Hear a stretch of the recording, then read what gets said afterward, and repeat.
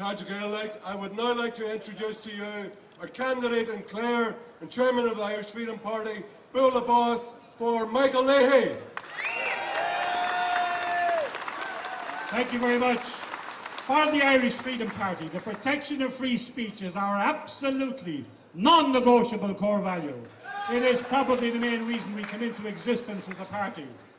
But it now seems we are coming to the end game of a process that this party has warned about for the past 4 years. If this bill is passed, it marks the end of our democracy, the end of Ireland as a sovereign nation, the overthrow of the rule of law, and the enslavement of the Irish people. We cannot and we will not let that happen.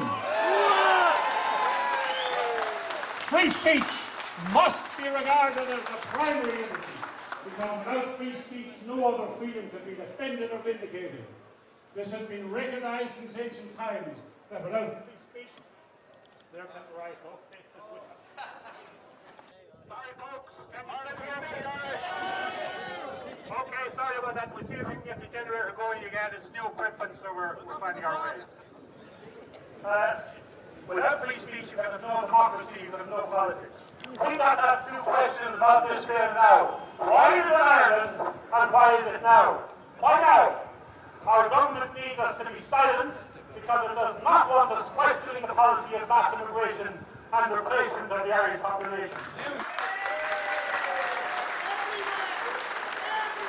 It does not want us questioning the paedophile story time and the corruption of our children in our primaries by homosexual pornography in our primary schools. It does not want us questioning the damage that they inflicted on us and on our residents during the lockdown, and the damage they propose to inflict on us with their nonsensical climate policies. Why is it happening in Ireland? Why are we the country to introduce an anti-free speech regime which has shocked commentators throughout the world? And one thing I can say to you is the one thing the Irish government may respond to: contact US House of Representatives if you know them, and you know, we all know people in the United States, we all know people in Britain. Get them to protest against this government for what they're doing. Because if this law is passed here, it will spread like a cancer to other democratic societies, and we have to stop that happening.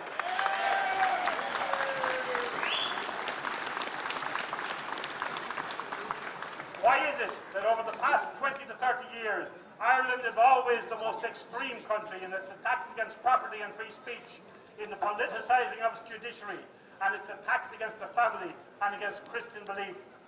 Perhaps because being a small island country, it is easier to corrupt our unscrupulous establishment and to gag our media. Perhaps because Ireland is a test case of what is going to be done elsewhere. However, I have a word of warning to those who would destroy liberty in Ireland, and that is that they would do well to look to the lessons of Irish history. We fought worse tyrants than these bullies before, and we chased them out of our country.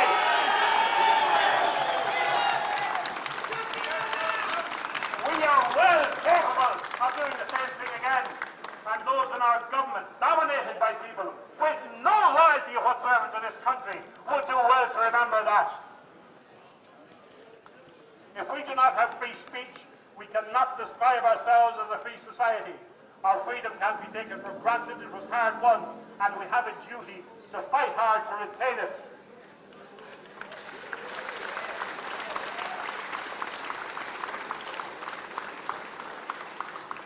Testing tower back.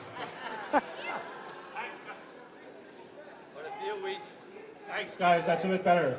If we allow a gang of unscrupulous elites to determine what we can and cannot say in public and even in private, then the great struggle for Irish freedom and Irish independence, whose 100th anniversary they tried so hard to ignore last year, will have been in vain. We must let government, both national and European, know that the Irish people will never let that happen. Previous Irish generations showed their mettle in fighting tyranny, and we can take example from them. It is now up to us to show that the Irish spirit, the Irish commitment to liberty is still alive and will never be extinguished, save in the words of Patrick Pearse, by the extinction of the Irish people. And we saw a bit of that spirit last night in Pearse Street. That's what we need in every town and country in this country.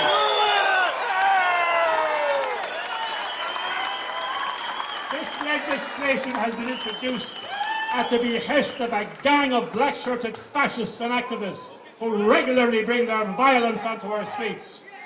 Supported by all of our major parties, it has all the classic hallmarks of totalitarian law, in that it is deliberately vague, it is all-encompassing, and it intrudes into the innermost part of our private lives. Most dreadfully, it shifts the burden of proof from the accuser to the accused, so that you, the citizen, now have to prove your innocence.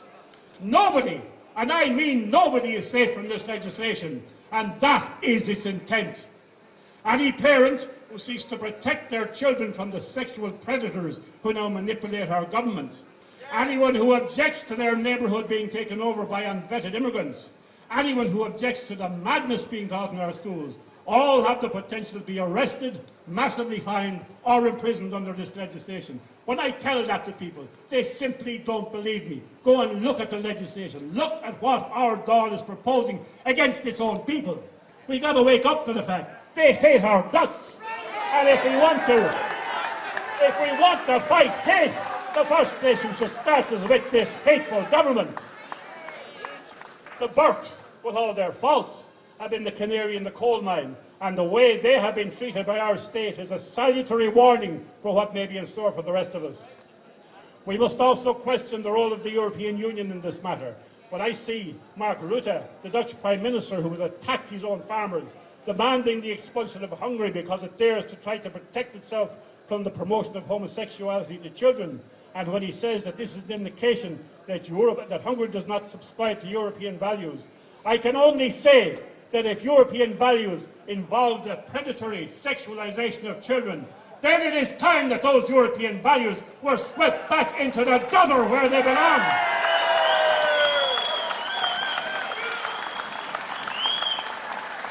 For the first time in our history, this legislation introduces the twin concepts of hate crime and hate speech. Does anybody think, as I do, that when you start using those terms in the context of legislation, that it brings us directly to the horrible world of George Orwell's 1984? Many people in our government seem to think that 1984 is not a warning, it's an operation manual, and they're now putting it into place. Orwell warned us that when an idea can no longer be spoken or expressed, it very quickly becomes an idea which can no longer even be thought. So we are not here just to defend free speech.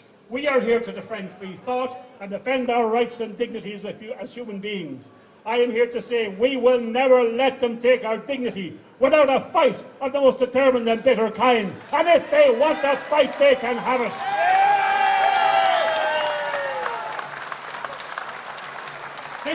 This legislation is of a piece with much of the other legislation that we see coming at us day by day. What we are seeing is the beginning of an unprecedented surveillance and control system into which the lives of all of us will be tied, including health records, banking and credit. It has all the hallmarks of being the precursor of the horrible Chinese Communist Party social credit system. And if we do not stop it now, it has the potential to enslave us for generations to come. When government tries to introduce a modern technocratic system of slavery, we must say to them that our forebears fought for 300 years to end slavery, and we will not allow them to bring it in by the back door again.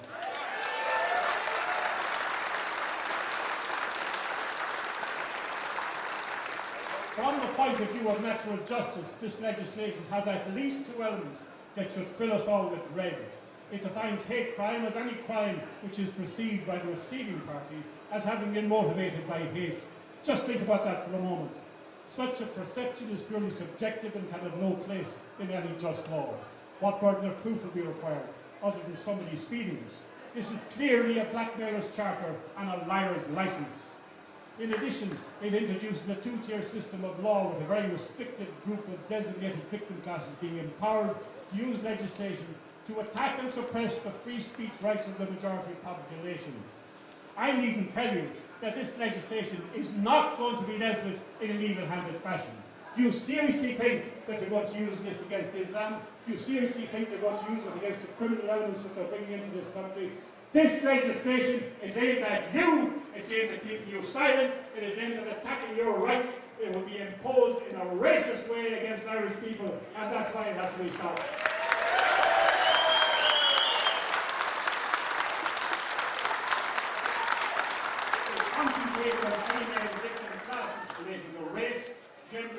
sexuality and religion.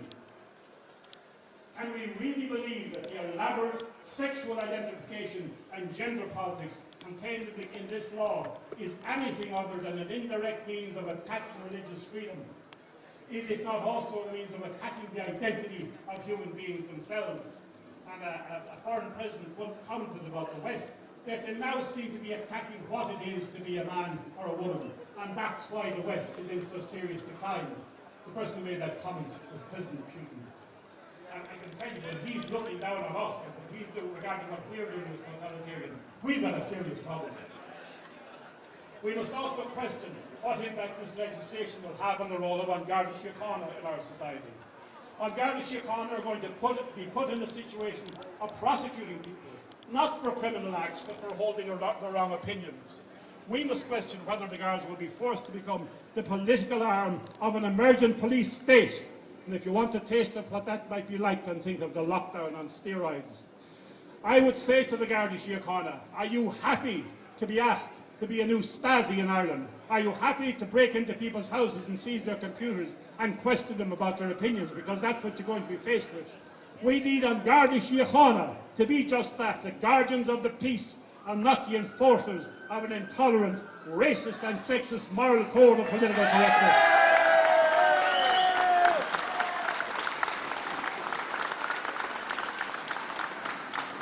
Two years ago, speaking from these steps and referring to the attack against our constitution under the lockdown, I said that we still had a chance that the higher courts would vindicate our rights and call the government to its senses. I fear, sadly, that my faith in the courts may have been mistaken. The courts had adequate opportunity to protect the people's rights during the lockdown, and they refused to do so. We need to know now, do we have a constitution or do we not have a constitution? Will the courts vindicate our rights, or will they accept that there is no such thing as a right to freedom if that is what the government tells them to do? Because if that's what the courts are saying, then we don't have a constitution and we need a new constitutional architecture. Much of our present higher judiciary have been put in place by Fine Gael. It's important to realise that Fine Gael are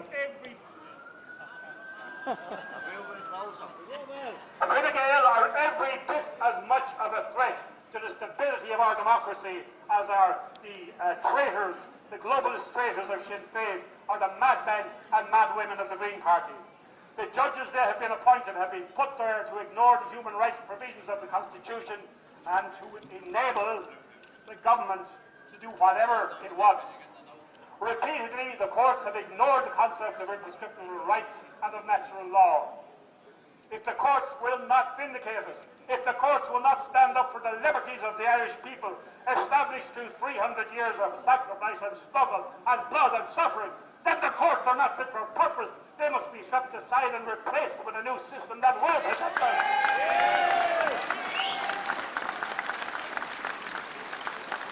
This may seem like fighting talk, but perhaps it is the time for fighting. The reality is that it is the people and the nation which will be swept aside if we do not make a stand now. The worst thing we can do is to allow ourselves to become demoralized. The undermining of our society, the taking away of our history and culture, the corruption of public morality, and the apparent powerlessness of ordinary people is a carefully planned process of demoralization which has been going on now for some decades, not just in Ireland but throughout the Western world, with the rotten, dishonest European Union at its core. We need to be active and on the streets. We ignore the Peer Street spirit. We need to have mass meetings such as these in every town in the country and every day and night of the week. We want to let those in power know that we are a free people and that we will remain a free people and that we are a great historic nation and that we will not allow this nation to perish.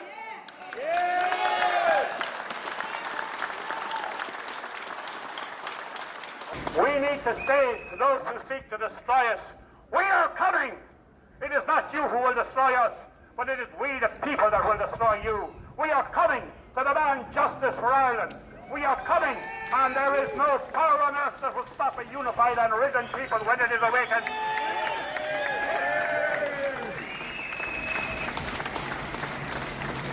I know that at times it can seem that we face insurmountable odds.